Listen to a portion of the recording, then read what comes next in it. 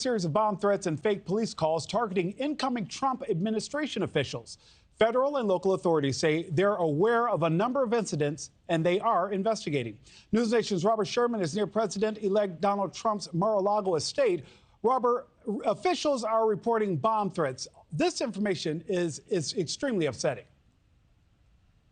Yeah, bomb threats, pipe bomb threats, as well as swatting calls, which is when someone makes a prank call to law enforcement in order to bring law enforcement personnel to that person's home. That's the span of what we're looking at here now over the last 24, 48 hours or so. And we're able to get a bit of a perspective from what some of these cabinet appointees said happened to them. Take what happened to Lee Zeldin, the president-elect's selection to be head of the EPA. This is what he said happened to him. A pipe bomb threat targeting me and my family at our home was sent in with a pro-Palestinian themed message. My family and I were not home at the time and are safe. We're working with law enforcement to learn more as this situation develops, and we're thankful for the swift actions taken by local officers to keep our family, neighbors, and local communities secure.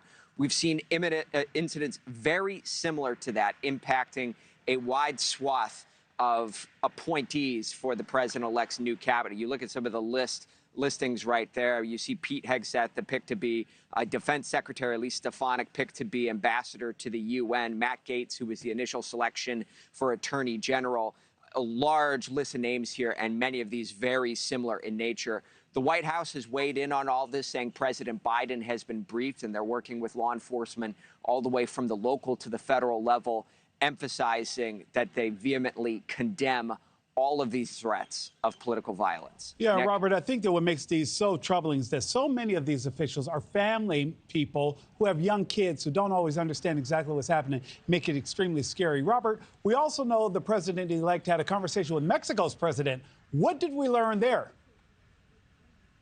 Yeah, Nick, I mean, it's been a week of tough talk between President-elect Trump and some of the United States' major trade partners. You may recall earlier this week in which he said he was prepared to institute 25% tariffs to Canada and Mexico if they don't secure their respective borders with the United States. We know that he spoke with Justin Trudeau of Canada earlier this week, now speaking with the president of Mexico as well, in which he says that was a productive conversation and claims that Mexico will be doing more in order to stem the flow of drugs and illegal immigrants coming to the United States.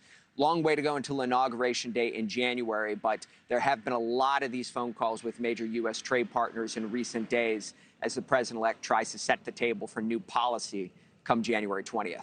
Well, Nick? Robert, it looks like what the president was threatening may be working because those phone calls are definitely coming in. Robert Sherman, thank you so much.